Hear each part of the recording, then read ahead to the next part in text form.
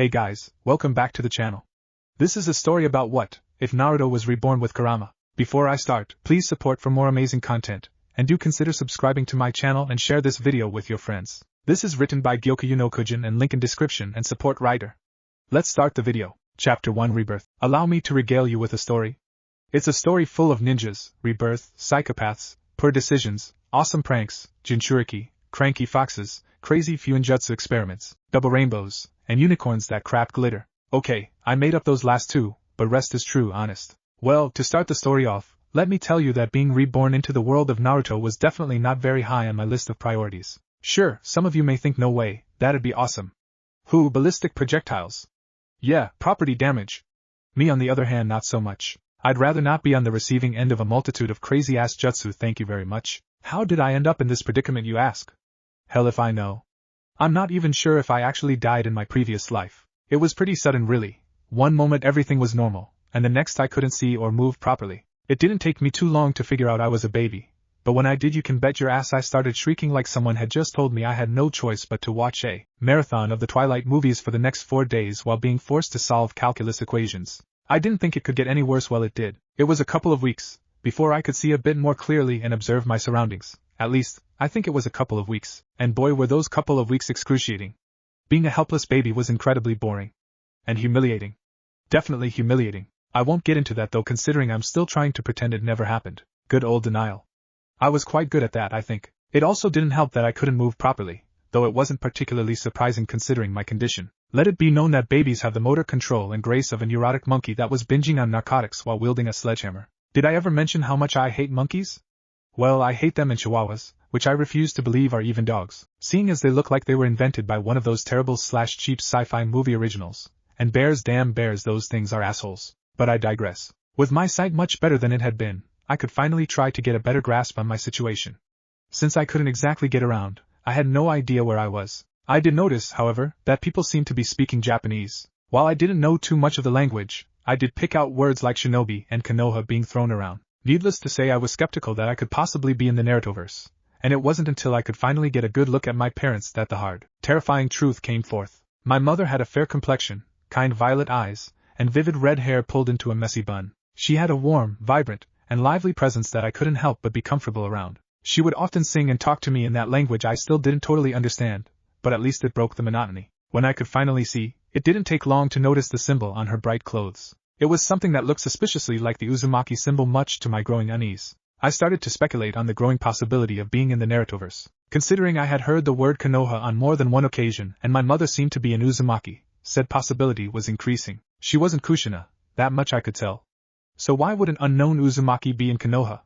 If this was Konoha anyway, I decided to store those questions for later when I had more information. I didn't mind the presence of my new mother, but when I figured out who my new father was, mute horror. My expression at the time probably could be compared to that of someone who was witnessing a train wreck on a suspended bridge that went over a vat of dangerous chemicals. In retrospect, it must have looked hilarious on my baby face or concerning depending on who you ask. My new father was Uchiha Madara, mental case extraordinaire. Just my luck. Chapter 2 Daughter. Having Madara as a father was interesting to say the least. He was definitely not of those fathers who coddled their children, but he did seem somewhat fond of me in a stoic kind of way. I always knew when he was around due to his large, powerful presence. It reminded me of a big bonfire. By this point I had already surmised that I could sense chakra. I wasn't great at it, but I suppose that I just needed practice. Practicing my sensing was pretty much the only thing I could do to save myself from boredom at this point whenever I wasn't being interacted with. That and trying to learn what the heck everyone was saying. I only took 2 years of Japanese in college after all, not nearly long enough to have a good grasp of the language. My new name is Muzan, by the way, daughter. Powerful Madara is. Creative he is not. Oh well, it was better than Madara Jr. or something. Seriously. That would probably constitute as child abuse. I was odd looking for an Uchiha, to put it lightly. I had my mother's violet eyes and get this silver, white hair. According to my mother, my father's reaction was priceless, and mildly terrifying, as he thought I was someone else's kid at first. As it turns out, I inherited my hair color from my grandfather on my mother's side. Pretty weird if you asked me, but I'm not complaining. I didn't want to be another carbon copy Uchiha anyway.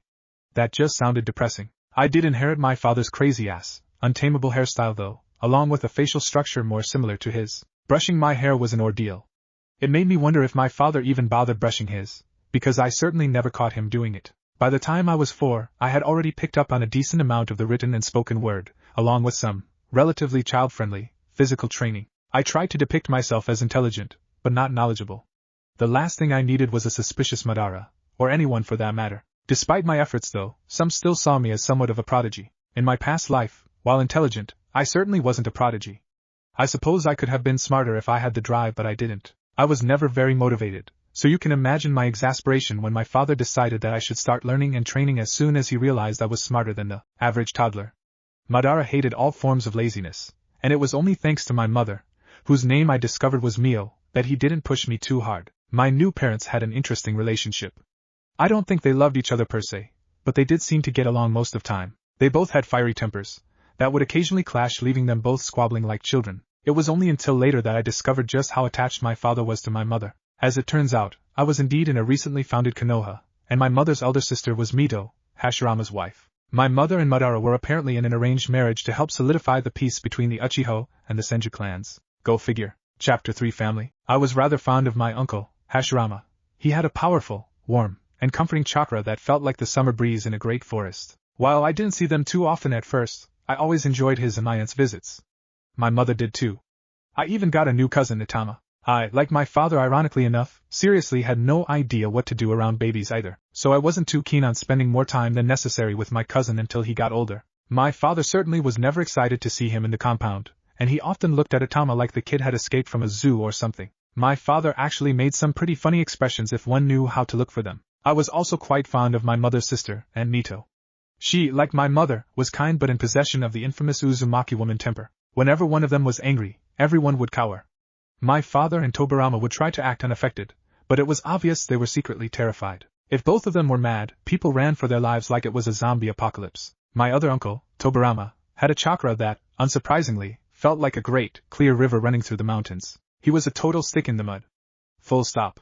Even my father was loads more fun than that guy. I still tried to interact with him though, much to my father's amusement, as Madara found Tobirama's discomfort around me entertaining. He even encouraged me to bother the silver-haired man, though my father would always remain nearby whenever I was around him like some kind of crazy-haired helicopter mom. Actually, Madara pulled that helicopter mom behavior whenever I was around mostly any guys, funnily enough. I didn't hold it against him though, as I knew he meant well. Anyway, over the 5 years that we had known each other, I had grown to love my new mother. Sure, I still missed my previous parents very much, but it was something. I could tell she loved me dearly, and I was excited when she started teaching me Fuinjutsu. I absorbed the knowledge like a sponge, which I suppose was due to my Uzumaki heritage. During that time, I had also began basic training in taijutsu, genjutsu, ninjutsu, chakra control and some weapons training. Surprisingly, to me anyway, I was quite good at ninjutsu and using blades. My previous experiences with jiu-jitsu did help some with taijutsu, but being good at only grappling does not taijutsu make. The other things but I figured I had plenty of time for improvement. My father sure as hell wasn't going to let me settle for less, seeing as I was his sole heir. He was pretty strict like that, often leaving me irritated, as I hadn't exactly been keen on fitness in my past life. Learning jiu-jitsu had been stressful enough. I made up for this irritation by playing pranks on him and the guards he would sometimes station to watch me, because damn, was I tricksy hobbit. In retrospect, it was pretty ballsy to play pranks on the Uchiha Madara, but I figured he wouldn't kill me. Probably. I managed to tack a sign that said "Behold my gorgeous ebony locks" on the back of his hair once. It only took him 3 hours to realize why the rest of the clan were giving him amused looks too. Sure, he made me do laps around the compound for a few hours, but it was so worth it. As a result of my continuous mischief and sensing ability, I became pretty damn sneaky and stealthy if I do say so myself. While initially not as fond of him as I was my mother, I did grow to love my father quite a lot. He was definitely still pretty rough around the edges, but he had warmed up to me significantly over the years. I felt safe around him despite knowing the kind of nutjob monster he had become in the manga, because I knew he would never let anything hurt me. From what I could gather, his brother, Izuna, had died the same way he had in the manga. The particular tension between Tobirama and my father was telling, so I wondered if my mother and myself were the only things keeping him sane-ish. It was a sobering thought. I would be lying if I said there wasn't a lingering tension between the Uchiha and the Senju, but I hoped my father wouldn't turn traitor on the village. If he did turn, would I be able to bring myself to one day oppose him? I wouldn't have much of a choice. I had a strict moral code, and I simply couldn't just allow him to start pointless wars and throw the world into an eternal illusion. I knew that I would truly mourn losing him. I shouldn't have allowed myself to grow so attached. Well, it was too late now, I supposed. Chapter 4: The Edge. I was 7 when my mother passed away of illness on a cold winter day. I was devastated. My mother, whom I loved, was gone, and I'd never see her again. Just like my original family. I remember crying my eyes out at her funeral, while my father held me tightly, his face hard and blank. And Mito had also been sobbing into Hashirama's chest. Even my other uncle, Tobarama, seemed to mourn. Things went downhill from there. My father soon became distant even to me, making me feel more alone than ever. The crazy bastard I had come to love dearly over the years suddenly became like a stranger. He would still occasionally display signs of affection to me, but it seemed that he wasn't all the way there no matter how desperately I tried to cheer him up. I wanted so badly to despair instead, but I knew the consequences should my father finally snap. Also I didn't want to lose him too. A few months passed and not only were my clansmen becoming increasingly unnerved by my father's extra creepy/frigid behavior, but he soon started to periodically disappear for hours at a time. At first I didn't think too much on it, until it hit me like a bijadama to the face one day after a particularly long absence of his. What if he had discovered the tablet at Naka Shrine? Too bad I didn't even know where it was. It was times like those where I wished I had a better memory of the manga, because I was fairly certain it depicted what the area around the shrine looked like at least once. What if he was in the process of planning on turning traitor and possessing the Kyuubi? What if he was already planning on that insane Lotus Eater machine plot that would trap everyone within an endless illusion? The prognosis was grim from the get-go, and I couldn't help but remember the ever-increasing darkness, and hate and madness, in his eyes and aura. While he had never aimed these negative emotions at me, his aura actually felt much calmer whenever he was in my presence. I knew things were getting bad. The symptoms were so obvious, and it took me until then to notice. Tobarama was right. Sometimes I was just so damn dense. The generous heaping of denial on my part probably didn't help though either. But surely my father wouldn't try to attack Konoha with me here, right? Right. I remembered the tragic case of Obito, who was willing to kill his former friends and comrades because he believed that they would all be brought back when the eternal illusion was fulfilled. The ends justified the means? Something told me my father bought into that logic. An illusion was simply that. An illusion. It didn't matter what kind of pretty paint or flowery words one put on it. No free will, only puppets. A fabricated reality. False. I felt sick and helpless. I had to do something. Unfortunately, I had no idea where he was, as he was expertly masking his presence from me. He certainly had had plenty of experience between dealing with myself and Tobarama being talented censors, more so in the latter's case. I couldn't find him if I tried, but I knew who could. It was a gamble, possibly a stupid one, even, but I had to try. I snuck away from the Uchiha compound after dark, masking my chakra and using my sensor abilities to avoid any of my clansmen. Once I was in the clear, I made a mad dash over the rooftops. I had to find one of my uncles, preferably both. I felt like I was betraying my father, but perhaps Hashirama could talk some sense into him before Madara went off the deep end. Yeah, like that ended just peachy in the manga, right? Why was I so damn weak? If I was only stronger, I might have been able to do something other than alerting my uncles. A voice in the back of my mind told me that I could have been the best bet at convincing my father to stop. Too late. At the Hokage Tower, I found Tobarama and Mito looming menacingly over a sheepish Hashirama. Tobarama looked all kinds of disappointed in his brother, and Mito was yelling angrily at Hashirama's about his latest gambling shenanigans from what I could tell. On any other day I would have found this to be hilarious, but all I felt was an all-consuming dread. Tobarama had turned to look at me first, no doubt having sensed me before I got to the tower. The usual taciturn expression that he regarded me with faltered when he saw my pale, frightened face, and he immediately stiffened, drawing the attention of the other two occupants of the room. Musum-chan, what brings you here so late? Hashirama spoke up, relieved for a distraction from his wife's wrath. His demeanor soon sobered when he got a good look at me, and my aunt immediately strode to my side to check me over. I could hear Hashirama and Mito ask me worried questions of what had happened and if I was alright, but my voice was caught in my throat. Tobarama, who had not yet spoken, was staring at me with an expression I couldn't identify. What if my father wasn't up to anything, and was just being your typical, sulky Uchiha? Lord knows my clansmen could majorly sulk for years like it was a profession if given the chance. If he actually wasn't up to anything and I set my uncles on him, he might not ever trust me again, and it might drive him over the edge too, if he wasn't already over it. On the other hand, if he was up to something, damn, just my luck to be stuck between this bad of a rock and a hard place. Finally, I forced myself to speak. It's Dad. My voice was quiet. He's been completely disappearing for hours at a time lately, and now he's been gone for a lot longer than usual. He's been acting really weird for months, and there's this hate there, just underneath the surface. I just have a really, really bad feeling right now. I have no idea where he is either, but I get the feeling he's not in Konoha. Well, that was a stupidly phrased excuse. I thought to myself bitterly. Hashirama, ever the optimist, was concerned but tried to play it off as just Madara's way of mourning. Tobarama, on the other hand, became particularly unreadable as he continued to study me. He must have recognized the grim, haunted look in my eyes, and I could tell, in that moment, that he took my words quite seriously. My aunt was silent and thoughtful. In the end, Hashirama left to locate Madara to see what was going on, and was soon followed by Mito. I remained with Tobarama, who was left in temporary charge of the village. After what seemed like ages, I felt it. My uncle must have felt it too, because his head snapped to the direction it was coming from, his expression one of shock. It was a great and terrible chakra. Chapter 5 Valley of the End. I was right. Sometimes I hated it when I was right. My father had been plotting. Hashirama failed at talking him down, and things started playing out just as they had in the manga. When Tobirama and I had felt that terrible chakra, a Biju-S chakra, I just knew what had happened. Dread, anger, and grief overcame me when I realized this. I had to talk to him. I had to. Tobirama had swiftly acted when he realized that the Kyuubi had become involved, and began preparing the village and its inhabitants for trouble. I could tell that people were absolutely terrified at the prospect that the most feared and dreaded Biju of them all was near. I soon saw an opportunity and used the commotion to my advantage to sneak away from the village. Tobirama was going to be pissed. I followed the large, familiar chakras that I knew to belong to my father and uncle, along with the ever-present, suffocatingly massive and oppressive chakra that could only have belonged to the Kyuubi. I knew it was a terrible idea to go, but I nevertheless ran as fast and hard as could for what seemed like an eternity. My legs giving out and my lungs were burning like fire, but I kept running. I had never been more grateful to the enhanced vitality my Uzumaki blood granted me. When I reached what would soon be the Valley of the End, I could see that my father, who was atop the Kyuubi, and uncle were still fighting. All that mattered to me was that they were both still alive. I still had a chance, no matter how slim. Sparing a glance at the ravaged battlefield, I shuddered. The battle had been entertaining in the manga, but now it was terrifyingly real. It was all real, and I was so frightened to lose either of the figures in front of me. This was far beyond me. It didn't take long for me to realize I wasn't alone. My aunt was there too, and the moment she spotted me I knew she would have beaten the tar out of me if we weren't currently in so much danger. I had to act before she restrained me. I dashed closer to the battlefield, ignoring her alarmed shout along with my common sense. When I thought my father was within earshot, I screamed, "Dad!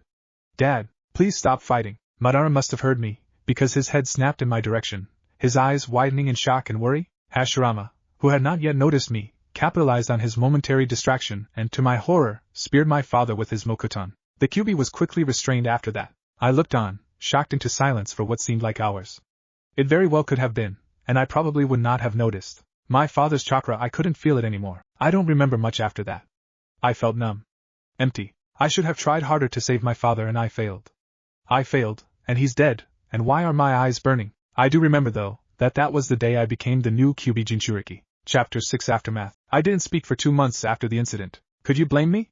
I did lose both my parents, whom I loved dearly, within the span of a year after all. Whether or not my father was actually still alive or not, the fact still remained that things could never go back to the way they were. Also, as painful as it was to admit it, I hoped my father truly was dead.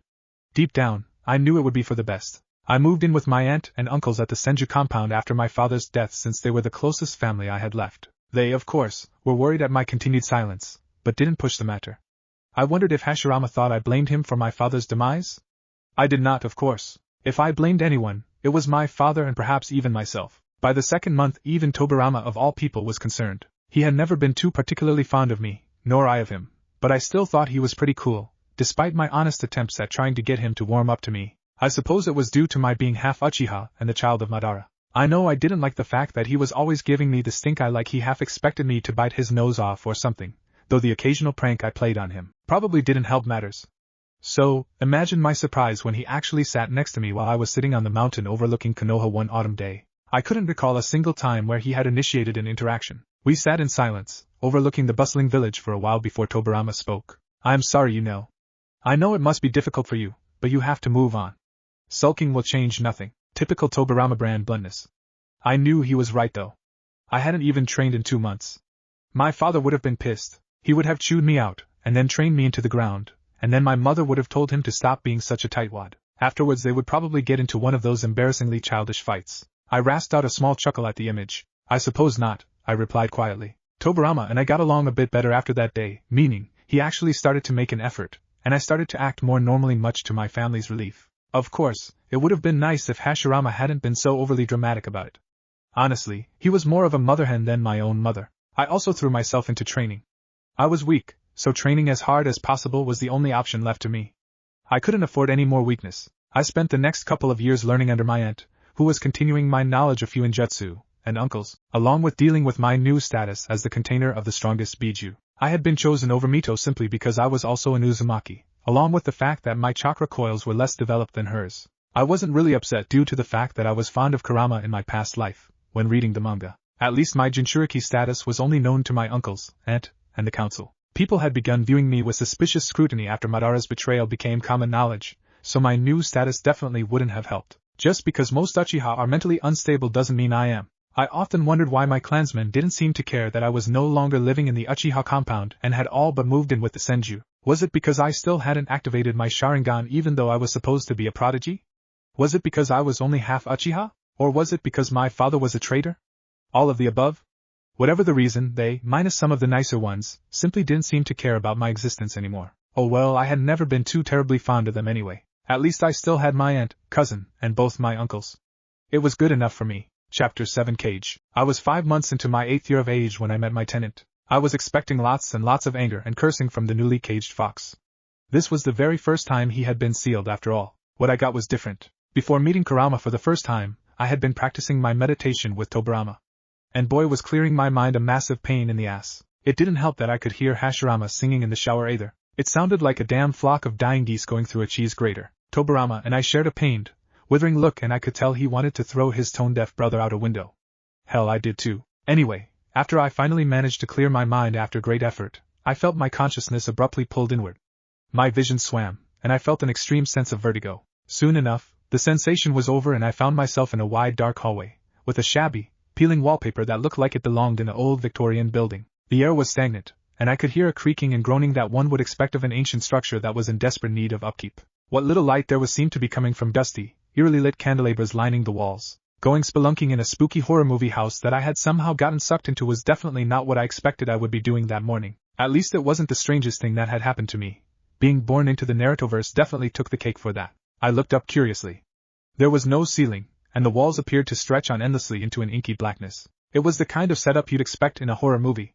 Needless to say, I was startled and confused as to my sudden change in scenery.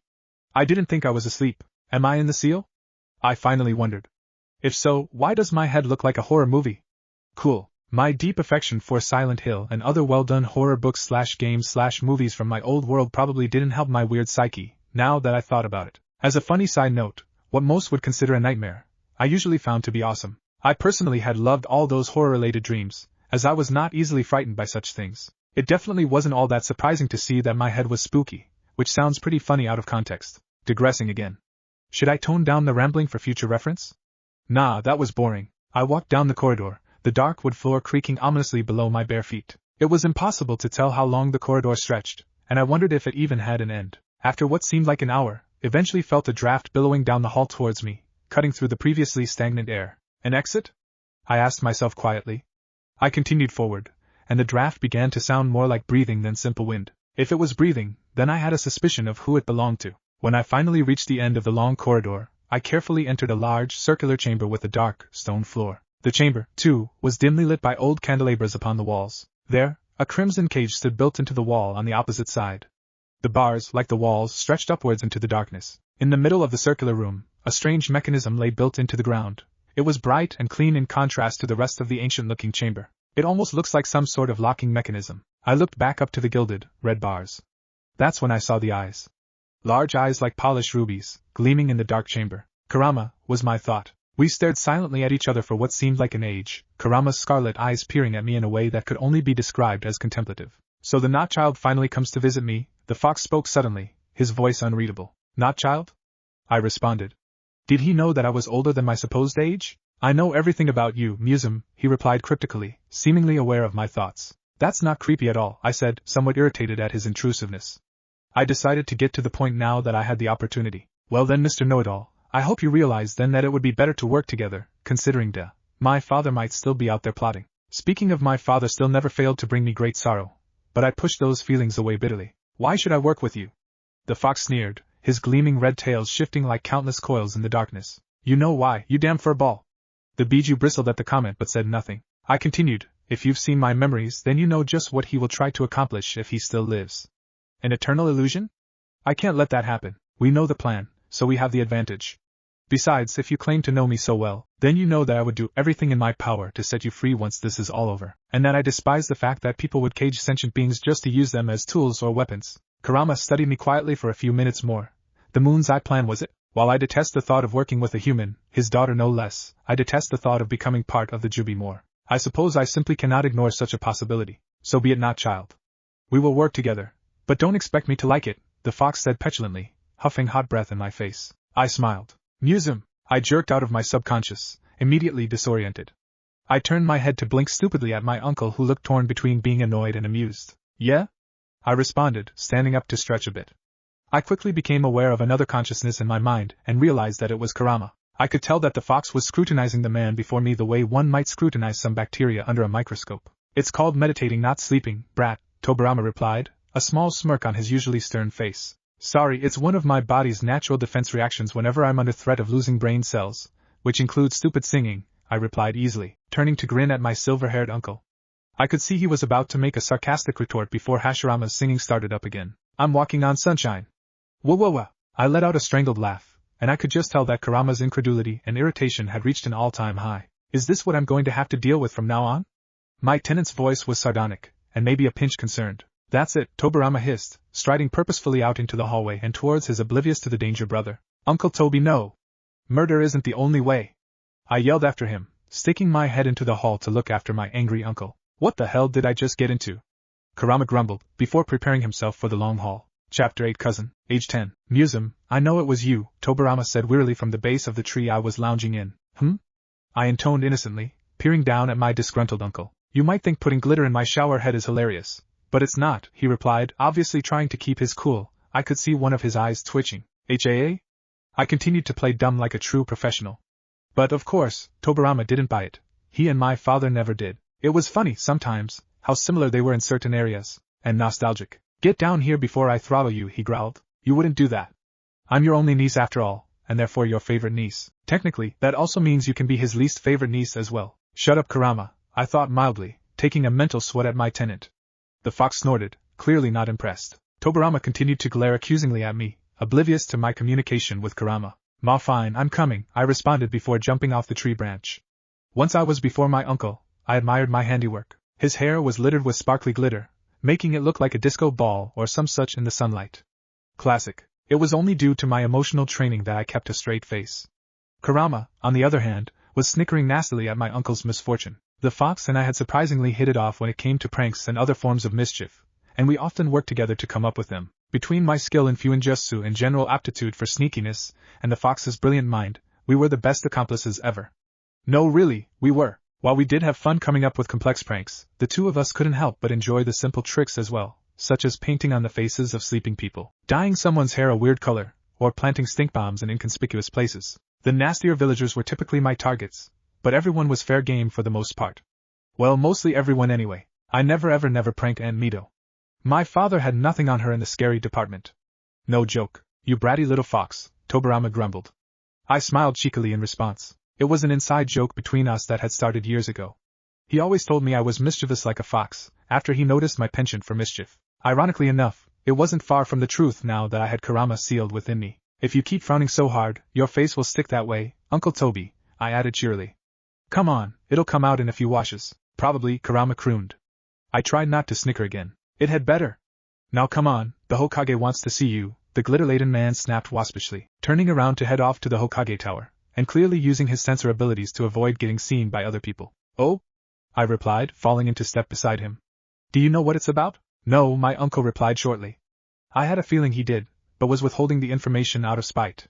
Sounds about right. When we arrived, after Hashirama laughed at Tobirama's hair for a while, much to the latter's great irritation, it didn't take long for me to figure out that Hashirama only wanted me to spend some time with my cousin. I knew for a fact that was just a nice way of saying babysitting. Greed. Tobirama gave me a smug look upon seeing my dismay, and it was a look that told me that he was the one who came up with the idea. It was then that I vowed vengeance. I smiled kindly at my silver-haired uncle, which Uncle Hashirama took to mean I was happy and that all was right with the world. He laughed cheerfully, before deflating when he glanced back at his paperwork. Tobirama, seeing the expression I was aiming at him, was immediately disconcerted, but he stood his ground in an attempt to keep face. A laughable attempt at hiding fear, Kurama cackled, rubbing his clawed front paws together deviously. See you later, Uncle Hashirama. Have fun with your paperwork, I said, still smiling nicely. And I'll see you later too, Uncle Toby, I told him ominously. He stiffened, but I was already out the door. See you, Museum. I heard Hashirama reply, remaining completely oblivious to the foreboding atmosphere, and the somewhat obvious mild terror from his brother. I would come up with some payback later. Although, I could just simply do nothing, and just let my uncle be anxious as he awaited retaliation. I was totally an evil genius. Kofyukihako, I heard Kurama say. Duh. That aside, I was definitely not excited to watch my cousin for a few hours. Don't get me wrong, I loved my young cousin, Itama, but that kid's knack for getting into trouble was legendary and dreaded amongst the select number of genin sent to watch him. It was pretty much this time's version of those Tora the Cat missions from the manga. The other senju in the compound totally knew what was up with Itama too, so they wholeheartedly agreed that my cousin should be inflicted on some unsuspecting genin instead. Genin is definitely another word for manual slave labor forces. Thank the Lord I was a Tokubetsu Jonin. Last time I watched the little hooligan I caught him in Hashirama's weapon pouch, which that dope had just left lying around within child reach. Let's just say that kid has quite the throwing arm for an hardly trained 6-year-old. Mito's favorite vase didn't stand a chance. Of course, that was probably one of the tamest episodes yet. Take the lobster incident, for example. Kurama chortled at the memory. It all started when Tobarama's students got a D-rank mission to babysit an even younger Itama. The team consisted of Sarutobi Hiruzen and 2 other assholes that went by the names of Koharu and Hamura. Hiruzen was a sweet kid, but the other 2 could get fairly bratty. Seriously, it was like they were trying to compete with my clansmen for the smug awards or something. Not that they'd ever actually beat my clansmen in that, seeing as the Uchiha held all the world records for it. But I digress. Needless to say, they somehow managed to lose Itama, and it was kind of like watching that Baby's Day Out movie from my old world, where some incompetent criminals couldn't keep up with the baby they kidnapped to hold for ransom. Said criminals eventually gave up and returned the troublemaking baby because it was simply too much to keep up with. The only reason I was aware of what had happened was because Uncle Tobarama knew his students well enough that he suspected they would probably be too dumb to keep up with his active nephew, so he sent me to shadow them as a precaution. I was a chunin at the time. It's not like I had anything better to do that day, anyway. Seeing as watching the genin flounder around was absolutely hilarious, I resolved to only step in if my cousin was in actual danger. I regret nothing. Anyway, the genin lost Itama in a market of all places, which is especially impressive when you consider the fact that they weren't even supposed to leave the Senju compound with my cousin. To cut things short, Hamura basically ended up with a lobster down the front of his pants. Somehow. It was like witchcraft or something. Hamura was walking funny for weeks. He also earned a bunch of embarrassing nicknames from the other genin too. I may or may not have taken pictures at Kurama's behest to use as possible blackmail. I'm sensing a lot of distress, Kurama spoke up from the seal. What's up? I asked, suddenly on guard. The fox didn't have enough time to reply before we discovered the source. Another genin team that clearly couldn't keep up with Itama. That sounds about right, I said dryly to no one in particular. And it was my turn to replace them too. I inwardly groaned. I loved my family, I truly did, but if I didn't get paid for this, I would totally revolt. Chapter 9 Glare, age 13. The bandit leader didn't have a chance to react when a kunai soared from the tree line, lodging itself in his skull. The rest of the bandits went down soon afterwards. I didn't enjoy killing in the slightest, but those bandits were infamous for their cruelty. I knew it would be for the best to remove them. It wouldn't be the first bandit nest Hashirama had me dispose of. I was technically a jonin, I had been promoted from Tokubetsu jonin at age 11 thereabouts, but the word special ops would probably be more fitting. A lot like one of the Umbu, really. Uncle Hashirama, being the mother hen that he was, preferred to send me on less dangerous missions such as bandit removal, but often had no choice but to employ my skills for more dangerous things. Much to his dread, he couldn't exactly be caught playing favorites after all. Recently, he had even been using my advanced stealth and sensory in spying and intelligence gathering at the behest of Uncle Tobarama, who claimed to my face, he was even giving me the stink eye, that I should start using my skills in stealth for something useful instead of stupid pranks. But pranks are how I got this awesome. I wanted to tell him. So I did. He wasn't impressed. What a party pooper. Honestly, I grew up playing pranks on Uchiha freaking Madara, which clearly takes some talent. And balls. I probably terrorized my poor father, so it's pretty impressive he had as much patience with me as he did. Every party needs a pooper, and that's why they invited you a party pooper. I'm willing to bet you inherited your particular brand of insanity from Madara, Kurama huffed at me. Because no normal human being would be as loony as you, otherwise. Bitch please, I was always this loony, I chirped. Admit it, if I was your regular run-of-the-mill Uchiha, you would have died of boredom, I told my exasperated tenant cheerfully. Kurama had no rebuttal for that, because he knew that I was clearly right. I marked another win on my mental scoreboard. Musum, 125, Kurama, 37. My uncle seemed to be relying on me a lot lately, actually. This was most likely due to me being one of the few people they fully trusted. As it turns out, they were worried because there had been several intelligence leaks due to spies or traitors. One or more of the rival hidden villages, no doubt. It's a shame we didn't know which ones at the time though. I somehow managed to be the best spy in the village, much to my surprise. I even managed to juke my clansmen and their fancy schmancy Sharingan on a regular basis, which you don't have yet, Kurama would always scoff, much to my frustration. Hyuga tended to be more difficult to avoid, what with their freaky 360 vision eyeballs. Who knew I could be such a talented creeper, talented at creeping, I mean. Speaking of creepers, I was not at all surprised when I noticed a certain young Chunin also had a knack for it. Being sneaky, I mean. I honestly couldn't decide whether Danzo was a cute kid or a creepy one. Probably a bit of both, really. He seemed to have a crush on me though, and let me tell you, it was hilarious up until Kurama sent me a mental image of old man Danzo's head superimposed on his current kid body. Because then it was just uncomfortable. Kurama had indeed learned the art of trolling from the best. Anyway, spying is where I came in. I spent a good deal of my time snooping around Konoha, information gathering, as Hashirama called it. I feel like Jiraiya now, Kurama. If I ever turn into another Jiraiya, please shoot me. Sure, Kit, the fox chortled. I could just tell he was imagining me in Jiraiya's outfit, writing dirty books, and making lame poses whenever I introduced myself. Dad would be so proud. Except not really. Then again, the reaction would be kind of funny to witness. I also couldn't help but think my job would be a lot easier if I actually had a Sharingan, but, as I mentioned earlier, I didn't. Pathetic, right? Kurama sure seemed to think so, that rude little dirtbag. Well, surely it'll turn up sooner or later, right? Keep telling yourself that. Like I said, major dirtbag. You know, you're significantly bitcher in person. And here I thought you were my favorite character in the manga too, I drawled, quickly jumping through the trees back towards my village. Aren't I still? The dirtbag replied sweetly. A bit too sweetly if you asked me. I probably got a cavity from it. I rolled my eyes, continuing my trek. I couldn't wait to get back either, because damn I was starving. A new, supposedly great, restaurant had just opened and I was dying to try it out. You still have to report to the Hokage first, Kurama droned, tails waving lazily behind his large form. Yeah? Rain on my parade, why don't you? I was happy though, that I had Kurama despite how obnoxious he could be when he really felt like it, which was fairly often, unfortunately. I appreciated his company nonetheless, and I got the feeling he liked the company too. Being a Biju tended to be a rather lonesome existence from what I gathered in past conversations with the fox. I did ask him why he didn't simply hang out with his siblings, but apparently he just disliked them or something. Doesn't play well with others? Sounds about right. It took a couple of hours to get back to Konoha, and I was excited when I saw its large gates. Finally, I could get something to eat, and report to the Hokage first, I added before Kurama could button like the total, but he was. The fox rolled his eyes. Returning to the village, I couldn't help but notice the stares people were giving me. They weren't the nice kind either. I could feel the negative emotions in the air thanks to my connection to Kurama. Fear. Disgust. Caution. Hate. What's going on? I've never even gotten glares like these after one of my pranks, and I haven't even pulled a prank in 3 weeks. I had a bad feeling about this, and judging by Kurama's low growling, he did too. Chapter 10 Seal. They know Musum, Hashirama ground out tiredly. His kind dark brown eyes were sympathetic. What? I stammered, my stomach twisted. Deep down, I knew exactly what he was referring to, but I wanted to deny it to the very end. Denial once again, because that totally has benefited me before. Yeah, right. They know you are a Jinchuriki. There was an intelligence leak on your status. As you know, the only ones who knew are myself, yourself, Mito, Tobarama, and the council. So you believe it was someone in the council? I murmured, still shocked. In the seal, Kurama was still, silent, and focused. Yes.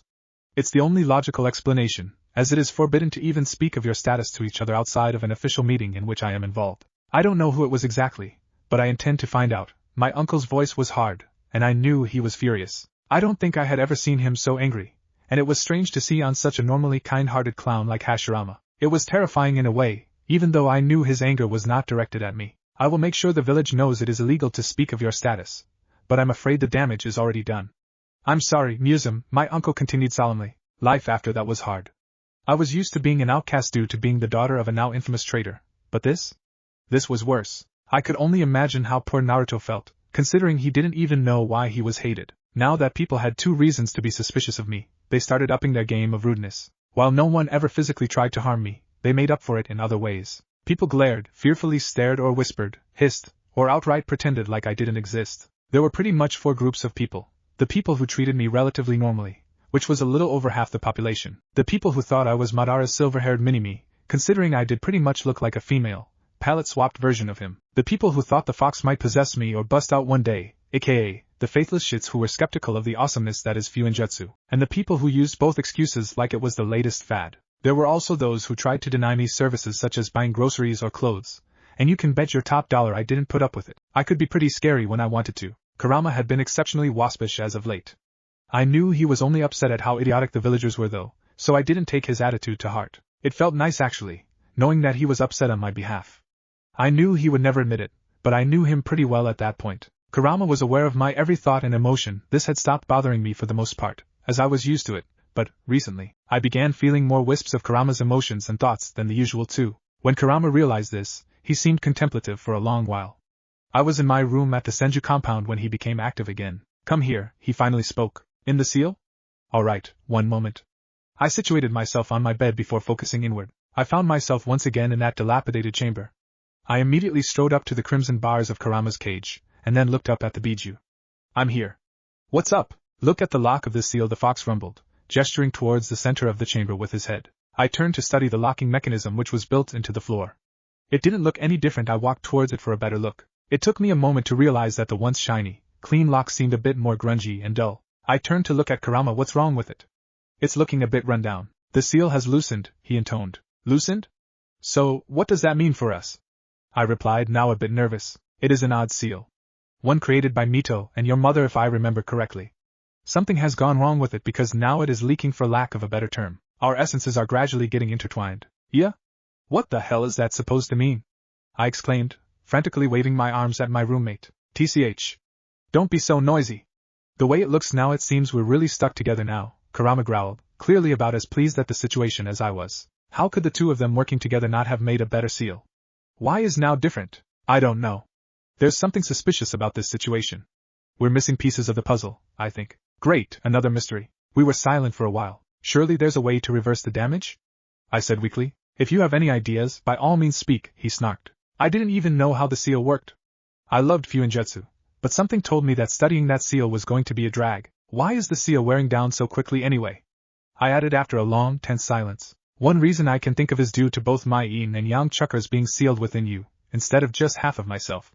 It is straining this particular seal, Kurama replied wearily. Mito and Kushina didn't have that problem. I suppose it's due to the fact that the construction of this seal is fundamentally different. I spoke to myself. Was the leak intentional? Surely, my mother and aunt wouldn't do that, right? Should I tell my aunt? A large part of me didn't want to. What if everyone began treating me like some sort of ticking time bomb?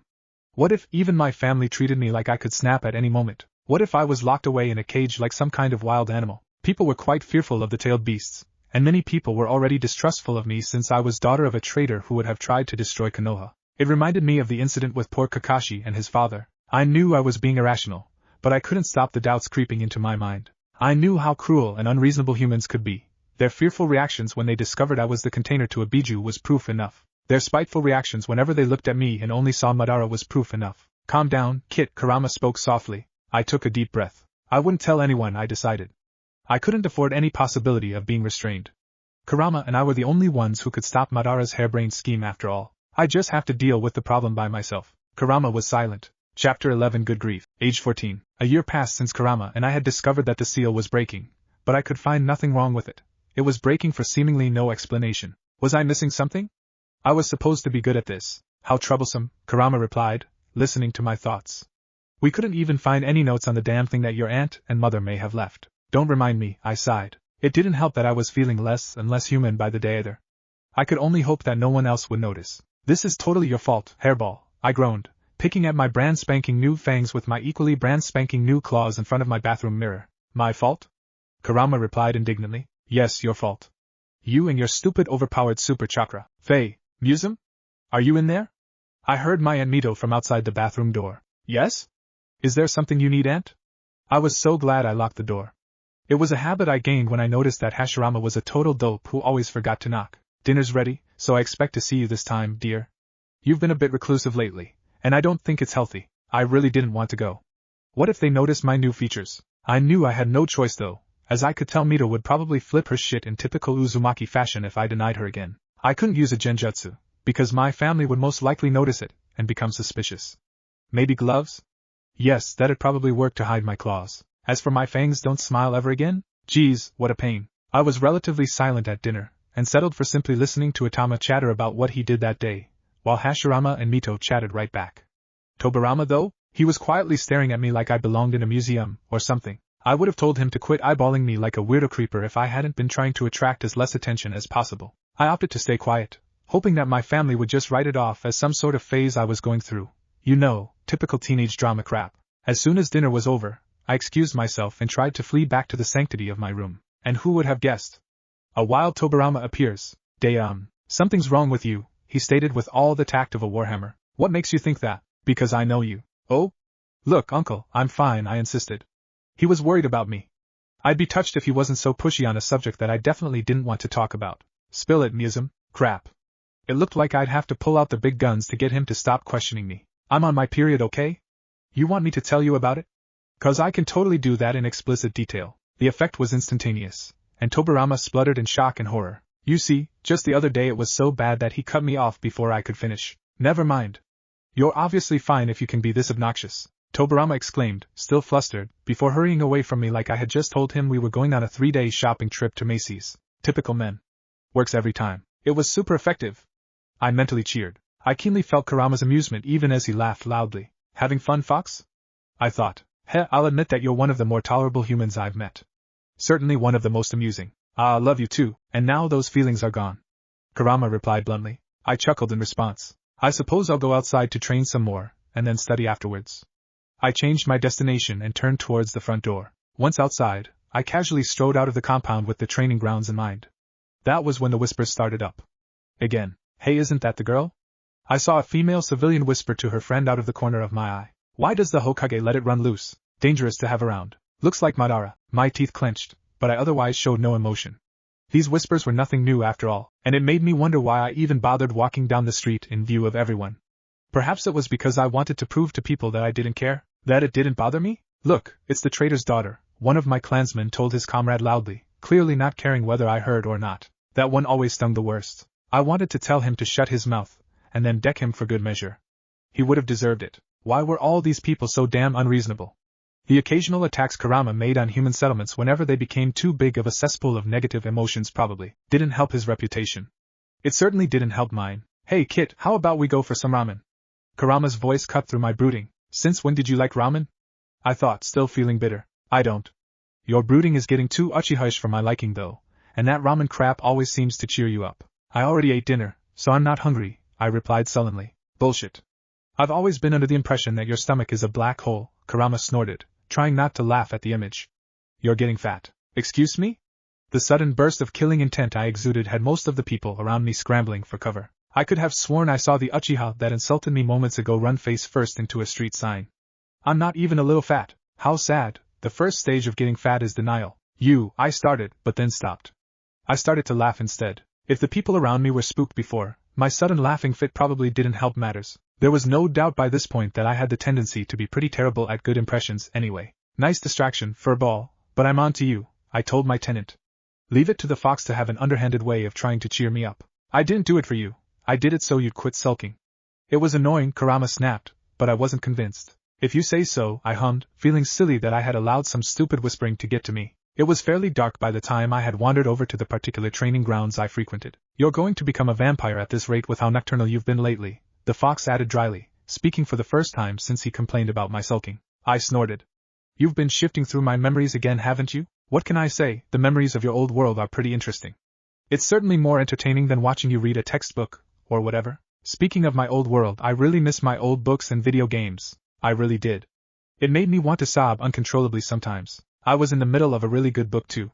Now I'll never know how it ends, I moaned. Good grief. Chapter 12, A Difficult Decision. Have you ever had to make a difficult, heartbreaking decision? Well, I was faced with one at the age of 17. I suppose it started when I first began developing inhuman qualities a few years prior. Needless to say, the changes became more and more apparent. Kurama and I had discovered, much to our dismay, that there was seemingly no way to fix the damage the seal had done. It was like the fox had said, we really were stuck together, and lo and behold, someone just so happened to see my new fox ears and tail. It wasn't a family member, but a council member. How the hell did that happen, you ask? Well, how the hell was I supposed to know I'd suddenly grow them from out of nowhere, as if a wizard had done it? Seriously, I was just in the room, minding my own business and bam.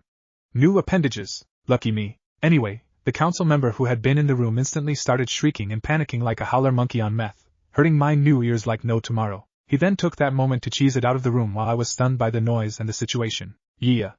I knew it couldn't end well. Word must have spread quickly because a concerned and freaked out Hashirama and Tobirama soon found me. They were firing concerned questions at me and all I could do was stare, because I honestly had no idea what to say. Even Kurama was quiet for once, but I could still feel his slight anxiousness. After a while of mute staring I explained that I didn't know what was happening to me. I didn't want to let them know I had been in contact with my Biju, and that I had known that there was something wrong with my seal all along. Why, you ask? Because I had doubted them. That was why I never told them anything of when I first met Kurama, or when I had first discovered the problem with my seal. Call me selfish or foolish, but I didn't want them to know that I hadn't trusted even them. I was such a coward. Humans, by nature, are cruel and unpredictable. It was something I had learned as a child in my previous life. I had doubted even my family because of this. It was a terrible, guilty feeling, but I pushed it down. I had to endure. I had to. Soon afterwards, Hashirama and Mito began their examination of my seal. The look on their faces was grim. Your seal has greatly degraded, and it looks like the Kyuubi's chakra is infecting yours, for lack of a better term, they told me gravely. Not that I didn't already know that. Stop talking like I'm a virus or something. Kurama had complained in response to their diagnosis. The seal was near perfect. Mio and I ensured it. So why? Mito had spoken softly to herself.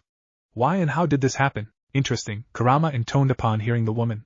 How very interesting. After their examination, they placed a couple of temporary seals on me that would slow the process while they tried to puzzle out a more permanent solution. I knew that it was too late to reverse what was happening, but I allowed them to hope for their sake. Kurama was irritated at the new seals that disrupted his, and my chakra, but we both knew that resisting their placement would only bring about more problems. Things went downhill from there. How typical. Word spread, and soon the entire council knew along with several other ninja.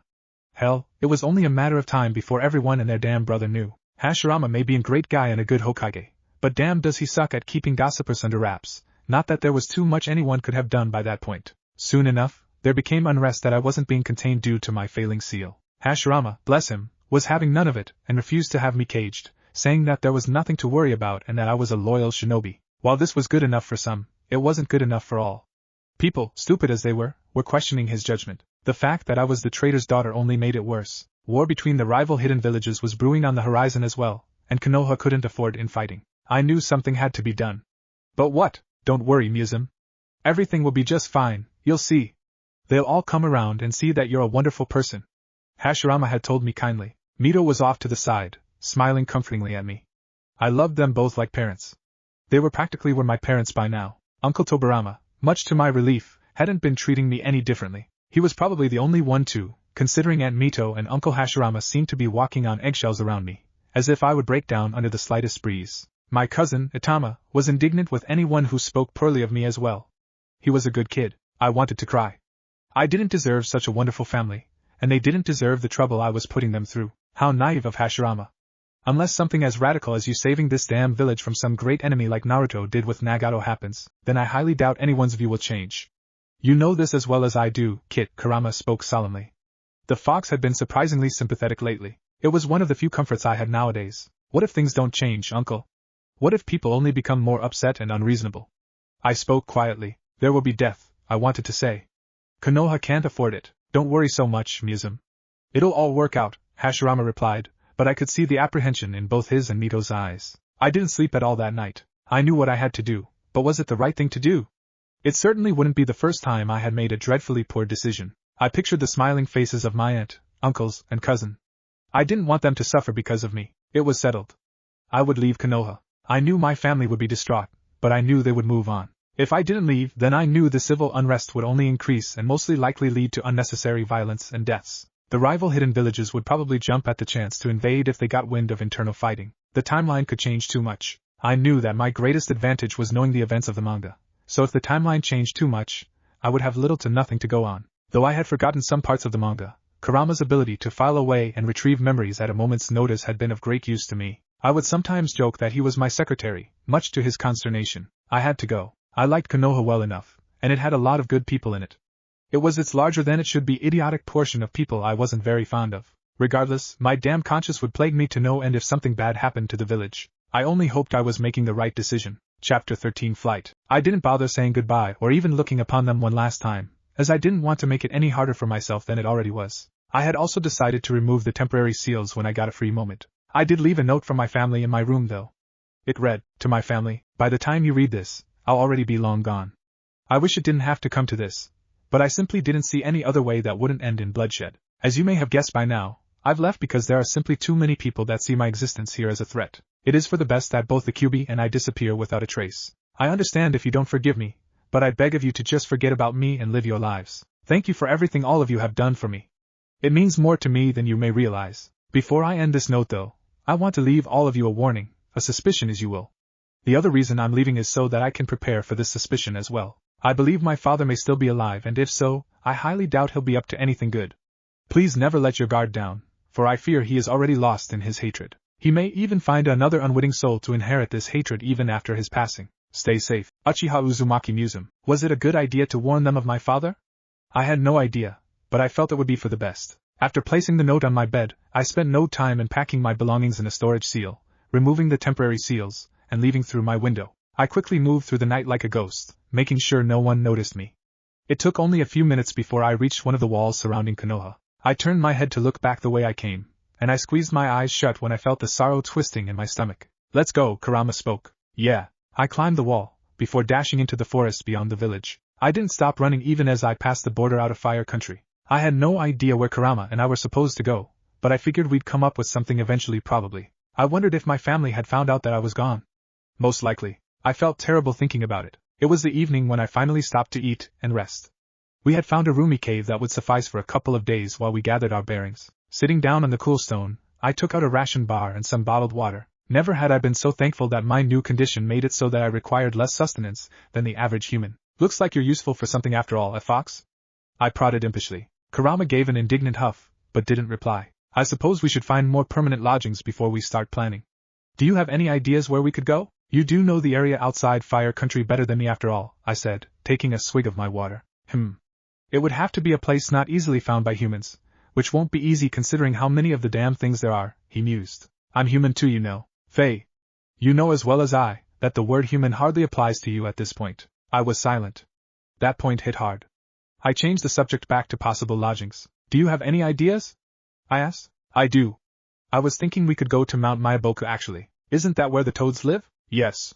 Not only would we be untraceable there, but learning how to harness natural energy would be greatly beneficial. Alright, even if the toads are willing to help us, how do you propose we even get there? If I remember correctly, only those who know the secret path can get there on foot, and Jiraiya hasn't even been born yet, let alone gotten the summoning contract. Come to think of it, how did he reverse summon himself to mount whatever? That's what we're going to figure out, the fox stated firmly.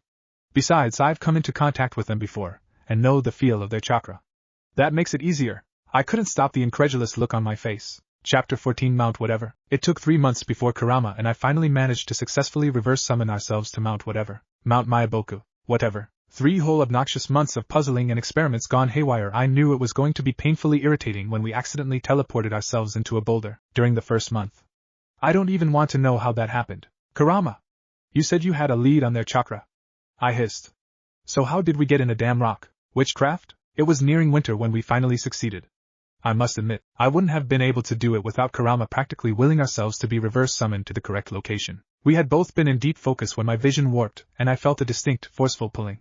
The next thing I knew, I was practically drowning in cold water. I started to swim upwards and I was about to tell Kurama off for dropping us in a lake, but the sudden excitement I felt off him made me pause. When I surfaced I realized why. I recognized the landscape.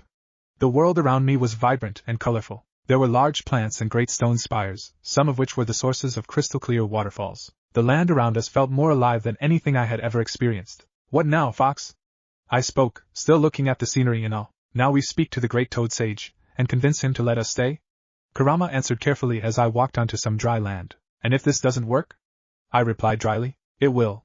It must. I was about to respond to his odd answer when my fox ears swiveled back at the rustling sound a few meters behind me. I carefully turned to regard the small red and black toad that was shyly peeking from some bushes. A youngling, Kurama added. Hello there, I'm Musum. Who are you? I spoke kindly, trying not to frighten the small creature. Gigamican, he stuttered, still obviously concerned. I recognized that name. Could it be the same toad I had seen in the manga? It is a possibility.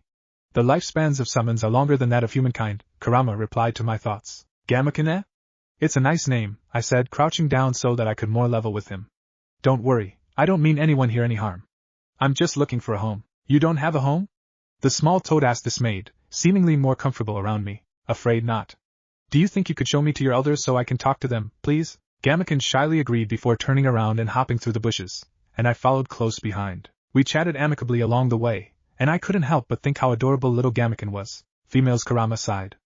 I gave him the mental equivalent of a punch on the snout in response, causing the fox to complain loudly. He was such a drama queen sometimes. Not surprisingly, there was a clamor when some other toads saw me, and I had to try and convince them that I meant no harm and that I only wanted to talk. I didn't have to try very hard, because soon a somewhat younger-looking Fukasaku appeared before me saying that the Great Toad Sage was expecting me. Expecting me? I couldn't help but be startled considering I wasn't even supposed to be in the Narutoverse in the first place. More convenient for us, Kurama told me, pleased. I sure hope so, I thought. It's almost suspiciously convenient. I followed Fukasaku to the place where the Great Toad Sage was waiting for me at a sedate pace. Chapter 15 The Great Toad Sage. The resulting dialogue with the Great Toad Sage was interesting, to say the least. The old toad kind of reminded me of one of those senile senior citizens that loves to tell you about the good old days, and how they remember when the wheel was first invented, and all that crap. That, and someone that belongs in a psyche ward. The old toad essentially told me that he had been expecting me, and that I would play a major part in the future, whatever that means. I say essentially, because Kurama and I had to painstakingly sift through the nonsensical rambling the toad tended to get into. I thought I heard something about moving a plaid couch into a new apartment, for crying out loud. Kurama was, needless to say, pitching 12 different kinds of fits at the, and I quote, damn, dirty, old lunatic. The Great Toad Sage may not have heard his insults, but I certainly did. I totally deserved an award for putting up with Kurama on a daily basis, considering he acted like one of those petulant, cynical old women who yelled at kids to get off their lawn half of the time. Anyway, that aside, the Great Toad Sage allowed us refuge in Mount Whatever after our meeting, to our great relief. And guess who I'd be bunking with until I built a residence? You guessed it, Shima and Fukasaku. They seemed somewhat excited too, as if I was going to be their new grandkid to torture with badly knitted sweaters or something. It was nice in a way to think that I might have a family again outside of Kurama. You know, even though said dysfunctional family would be entirely comprised of talking animals. Dysfunction junction, what's your malfunction? I sang in my head. Kurama, completely used to my varying levels of sanity and spontaneity by this point, only rolled his eyes. Speaking of the fox, he thought it'd be hilarious to tease me that I'd probably have to eat some nasty-ass bugs until I a bit too cheerily reminded him that our senses were linked. His horrified reaction gave me warm, fuzzy feelings inside, much to his exasperation. Honestly, for an ancient entity it was sometimes like he was competing with Uncle Hashirama for the dope awards. The indignant offense I felt off Kurama at that comment made me cough back a laugh, causing Fukasaku and Shima to give me concerned looks. Are you alright? Fukasaku asked me as we were walking to his home. I'm alright, the Kyuubi is just being dramatic, I answered. You are the Jinchuriki for the Kyuubi? Shima asked, clearly startled. Yes, since I was a kid.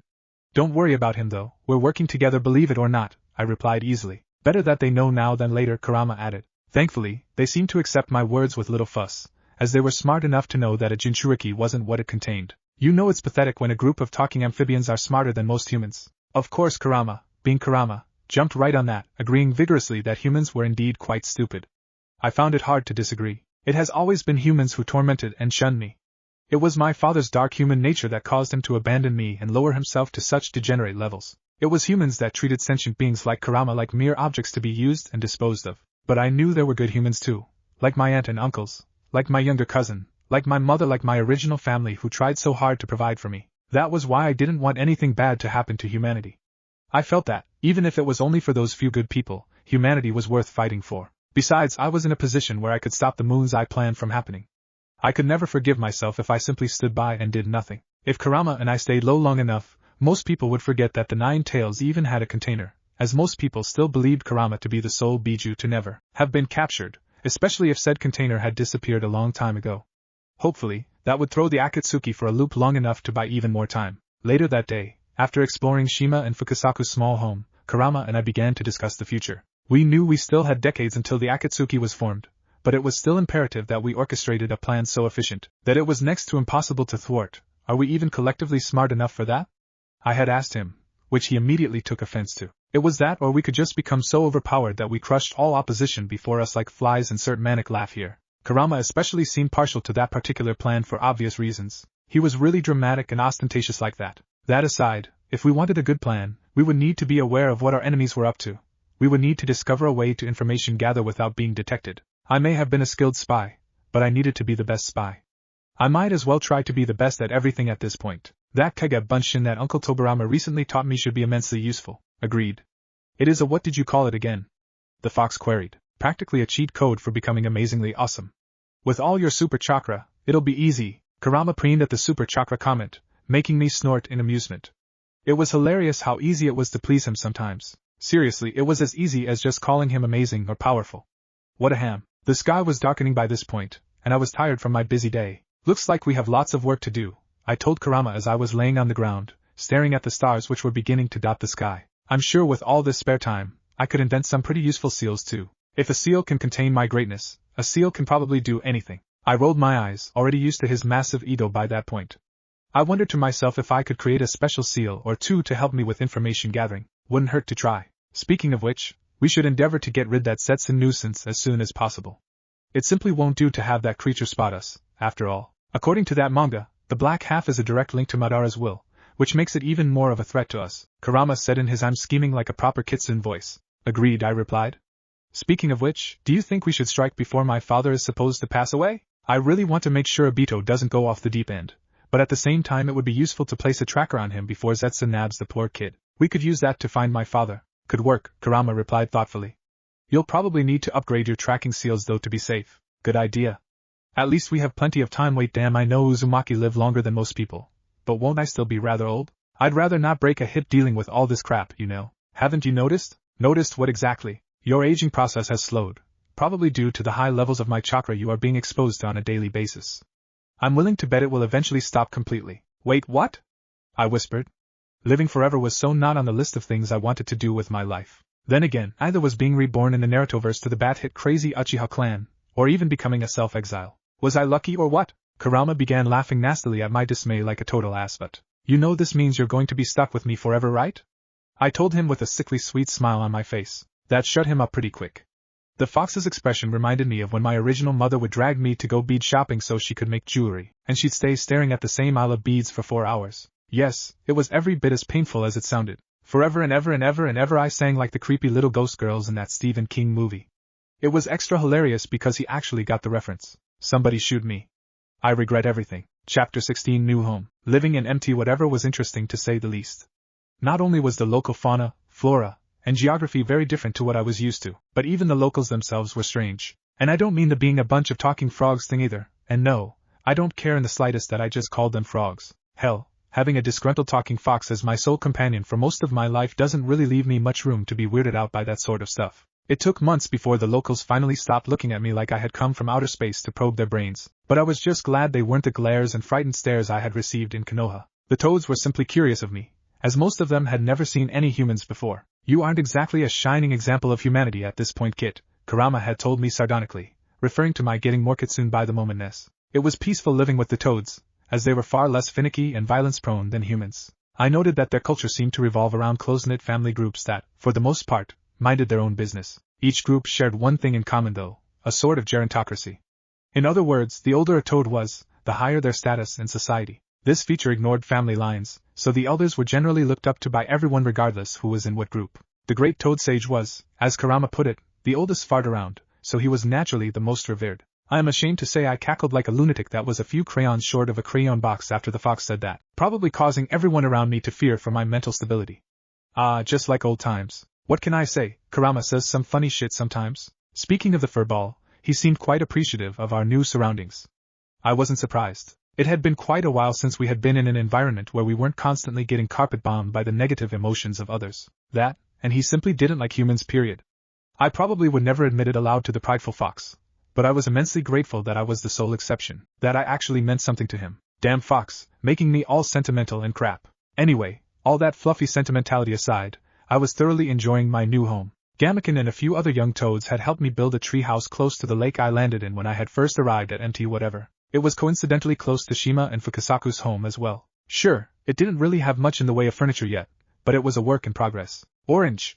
Let's paint it orange! A young Gamabunta exclaimed loudly. Our red would look nicer, Gamaken mumbled, too shy to actually argue about it with the rowdy Gamabunta. No, how about blue? Another young toad shouted. I continued to watch amusedly for more minutes as the toads argued over what color my house should be before I interfered. Well, kits, it looks like we've all reached an impasse, no? I claimed, ignoring Kurama's mumbling of something that sounded suspiciously like noisy amphibian brats. How about we add touches of all your colors?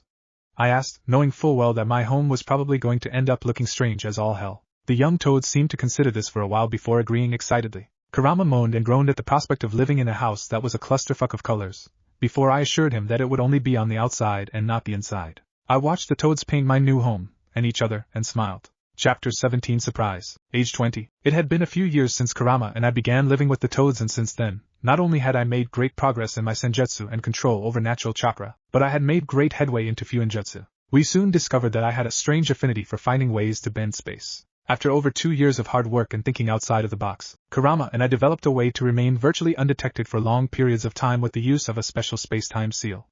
It was my greatest creation. The seal was perfect for spying, but while it was active we were unable to interact with the environment in any way.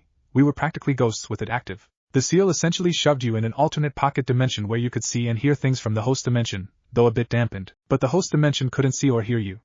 As I stated earlier though, the two dimensions couldn't interact on a physical level. It's a shame, really. Just imagine all the shenanigans I could get up to if I could interact with an environment where no one could see, touch, or hear me. But I digress. To be honest, the only threats to Kurama and I would be another seal master who was bats hit crazy enough to fool with space-time seals on my level. And my level was nuts. Seriously, if I had a nickel for every time I almost killed or wiped myself from existence while messing with seals, I'd be pretty damn rich like Bill Gates or something. Thank goodness I was smart enough to use shadow clones for Fuinjutsu experiments, not that it made the toads any happier that I was basically messing with the fabric of time and space in their backyard. Then again, Obito's Mangekyo Sharingan could also be a problem should he ever manifest it, which the fox and I were definitively not going to let happen sitting down, seeing as how much of a megalomaniac Obito had turned out to be after he went off the deep end. Seriously, what is with the Uchiha ending up being total crackheads 90% of the time after activating their Sharingan? I asked Kurama one day. It's like they're genetically predisposed to being crazy assholes or something. You're an Uchiha too, Musum, the fox droned with an amused air. And didn't you rediscover your Sharingan not too long ago? Yeah, there's that too. As it turns out I had actually activated my Sharingan way back when I witnessed the possible death of my father. Of course, I didn't know I had it until after I had already lived in empty whatever for almost 2 years when I was messing around with my chakra just to see what would happen one day. Embarrassingly enough, I had simply never once bothered to try to activate it before then. Something about possessing the Sharingan just never sat completely well with me, what with the whole curse of hatred shit that seemed to come prepackaged with it. I like to think of myself as more of an Uzumaki at this point. Thank you very much, I replied to my companion with no small amount of sass, my four tails swishing wildly behind me, one accidentally smacking Gamabunta in the face who happened to be tailgating me at the time. Get it? Tailgating? Yeah, I know. I'm hilarious, and yes, I said four tails. That also happened. Sitting down was getting more and more awkward each time I sprouted a tail too. It also didn't help that some of the younger, smaller, toads had taken to hitching rides on them like a bunch of freeloading hobos either, much to Kurama's eternal and somewhat amusing to witness consternation and outrage. Personally, I think they just like to hear me have crazy, seemingly one-sided conversations with a biju they can't actually hear. To be honest, I didn't really give two shits if I had a few young toads clinging to my tails as long as they didn't pull out my fur, but Kurama was having none of it. How dare they? Don't let those little slime balls touch your tails, it's disgusting and humiliating. The fox seethed the first time it had happened. Being the kind and gracious biju host that I was, I eased Kurama's nerves. Kurama-chan, I chirped, making the fox hiss at the chan. Did you know that frogs secrete mucus through their skin to keep it moist? They're essentially coated in a full-body booger.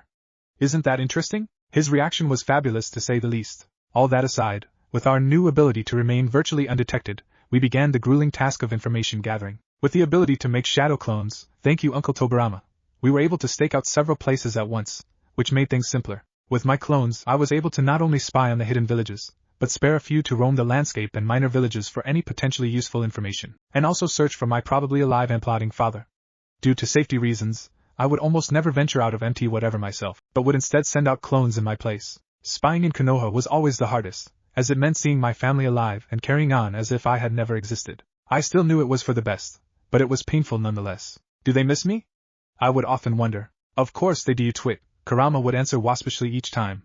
You know as well as I do that their pitiful human emotions towards you were genuine. The fox's words meant more to me than I think he possibly realized, and I was grateful even if his words of comfort typically came packaged with an insult or two. Anyway, it was a dreary winter day that one of my shadow clones, which was patrolling a forest not too far from a minor village, wandered upon a peculiar and surprising sight. It was a dark, unnaturally thin, humanoid figure crouched on a tree branch looking like some sort of parody of a gargoyle. It turned its shadowy head, revealing white, hollow eye sockets as it dispassionately inspected a deer near to where my clone was standing. I recognized the creature but the implications. Black Zetsu should not exist yet, Kurama spoke in a baffled tone. He shouldn't, and yet there he is, I replied contemplatively. Chapter 18 Zetsu. Black Zetsu should not exist yet, Kurama spoke in a baffled tone. He shouldn't, and yet there he is, I replied contemplatively. Madara did not create him until after he got a hold of Obito. The fox trailed off, but I could hear him thinking furiously and feverishly. Meaning my dear father is acting far sooner than expected, or I paused. Or there's something else at work here. I never did finish the manga, what with me getting ported off to another dimension and all. Knowing how much of a plot twist troll Kishimoto could be, it honestly wouldn't surprise me if there was more to Zetsu than I got to see. Seriously, I highly suspected Tobi was a Beto from close to the beginning simply because it was the type of irony I could picture Kishimoto loving to pull, among other things. Then again, Zetsu's early presence could be just another anomaly to this particular universe. The fact that my late mother and myself existed was, in itself, an anomaly after all, but something told me that there was more to the situation than met the eye.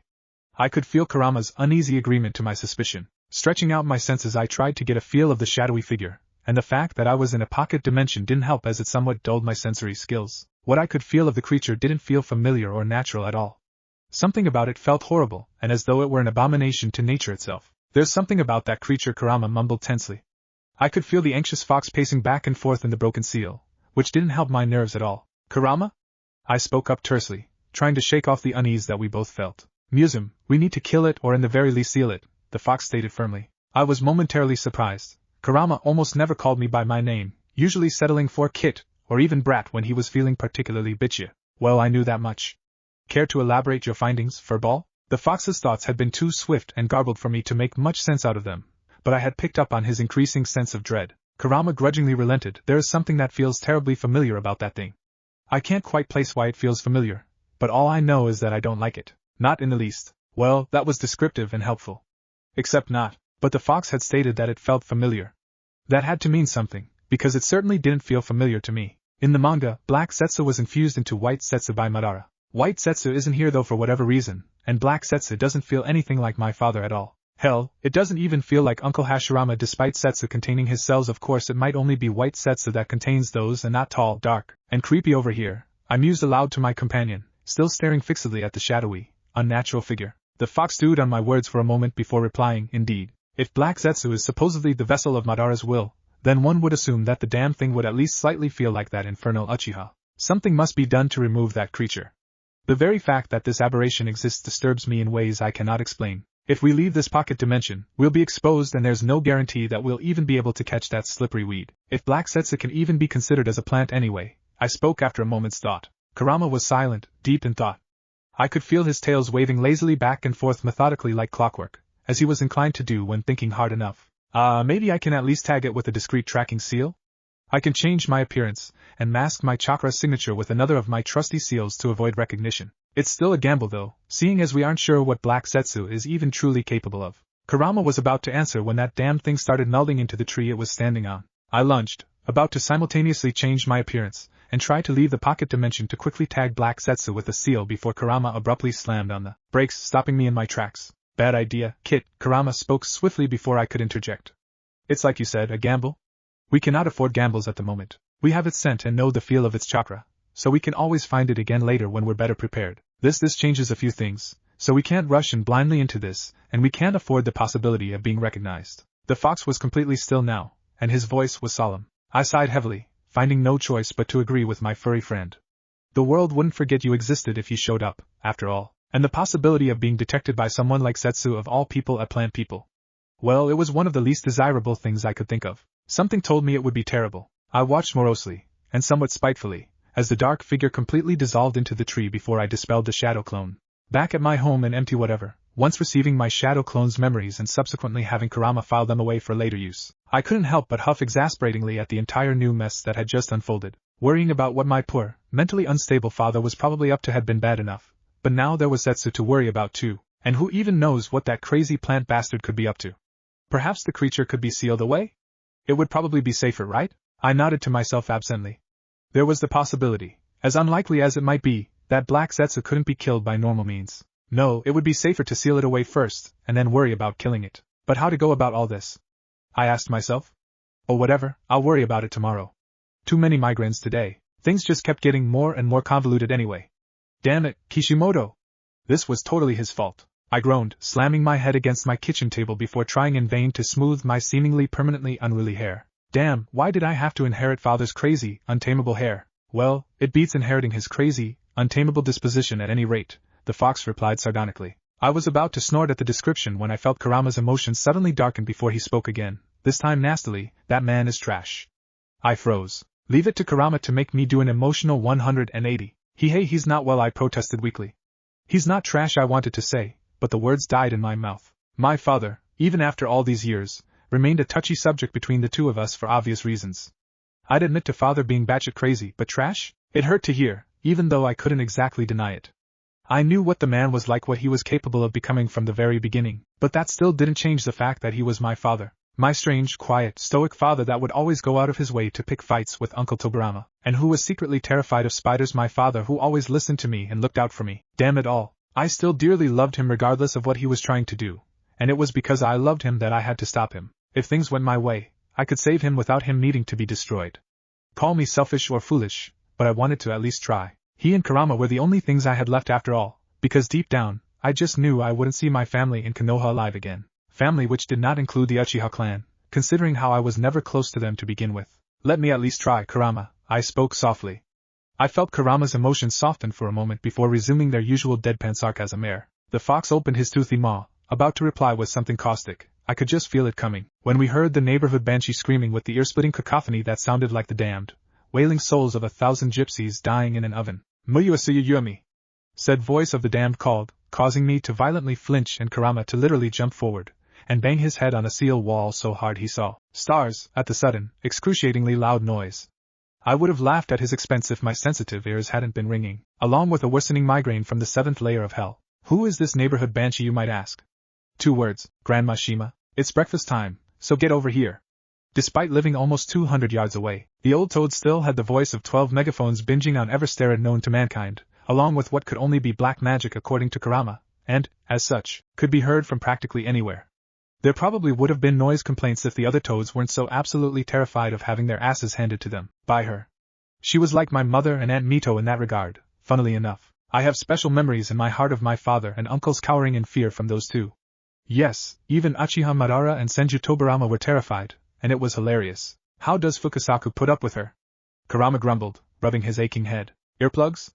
I added, happy to temporarily forget my prior brooding thoughts. Seriously though, it was a miracle Grandpa Fukasaku wasn't completely deaf by now, considering how he tended to be at ground zero whenever Grandma Shima started yelling. The poor bastard. I quickly darted out of my home towards her house in a desperate attempt to get there before she bombed my house with a ballistic projectile fireball. Again. Yeah, she actually bombed the house with fire of Kurama, and I didn't move fast enough for her liking. We learned that the hard way too, what with the projectile actually taking a chunk out of our roof once. Needless to say, the words Kurama said in response to the situation shouldn't be repeated in front of children, or in public for that matter. He was probably the most creative person I knew when it came to colorful insults. I'm here, Ba-chan, I exclaimed in slight panic, skidding to a stop before the small toad. Ah, good. I was starting to think I needed to go getcha myself. Kurama and I shuddered involuntarily. Now, come on inside. We entered the small home and headed for the table where all the meals were taken. Hello, Ji-chan, I greeted Grandpa Fukasaku amicably, sitting down in my usual spot. Good morning, Muzum. You got here fast. Did Ka-chan bomb your house again? The old toad replied, looking torn between amusement and exasperation at the thought of his wife causing more property damage. Kurama always did say that he wouldn't be surprised if the toads had entire folders dedicated to all the property/people damage Shima had committed. Thankfully, no. I replied dryly, running my fingers through my silver hair. The meal, as per usual, consisted of bugs for them and fruits and vegetables for me. I had to hunt for meat on my own time, which I fairly often did. When I had first arrived, they had given me bugs, which Kurama and I were vehemently opposed to, so I was immensely grateful that they began giving me other things to eat instead. All in all, it was nice that they had accepted me so quickly despite me being a kitsune former human, or whatever the hell I was. It was like having grandparents again, something which I sorely missed. In my previous life, I had 2 grandmothers, both my grandfathers having passed away before I was born, both of whom I had loved dearly. I had only witnessed the death of one of them before I was whisked away to the Narutoverse, so I would occasionally wonder after my remaining grandmother. But I didn't really like to think about it. Seriously, it bummed me out just thinking about it, and I was just going to pretend I didn't hear Kurama making fake gagging sounds like a jackass too. Let it be known that I had a huge soft spot for cute, sweet old grandmas. Especially if said old grandmas were actually my relatives. Cute, old grandpas too, but to a slightly lesser degree. No joke, I was always kind of distressed whenever cute old grandmas and grandpas died, or something equally as depressing in a book, movie, or game. Your impressive ability to jump from one topic to another is disorienting and obnoxious, Kurama groused like the total party pooper he was. But I suppose it's better than your brooding.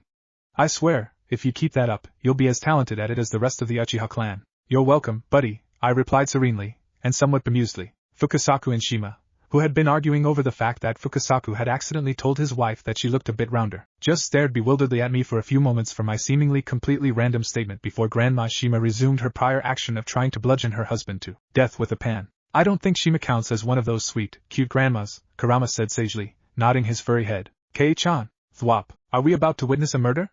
He added in a slightly concerned, but mostly curious voice. I rolled my eyes. What if Naruto was reborn with Kurama? And thanks for watching my video till the end. If you enjoyed this content, then do consider subscribing to my channel, and leave a like if you guys need the next part. Comment down, and thanks for watching the video, and see you guys in the next video.